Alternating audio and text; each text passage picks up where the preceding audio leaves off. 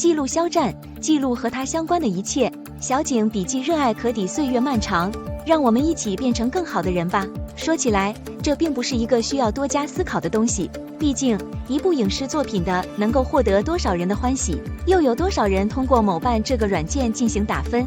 网络之下没有新鲜事，我们每一个人都不是一座孤岛，我们生逢一个新时代，早已非那个旧江湖。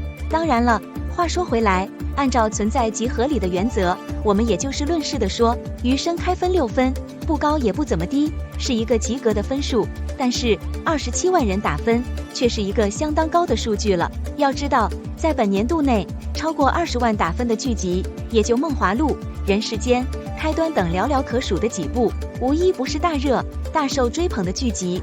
不过，在这27万人打分之中，三星占40%，却是一个令人倍感意外的地方。这是一个分水岭，也是最受争议的地方，更是引发合理之争的根由。无数网友各执一词，难以说服彼此，为此还一度冲上了热搜。不过，这都是小事，因为这何尝不是另外一种引发网络讨论的方式呢？毕竟，只要将是否合理的大旗寄出，基本上就能获得各类网友的争相讨论了。这是平台的惯用伎俩，同样也是他们收获热度和流量的方式。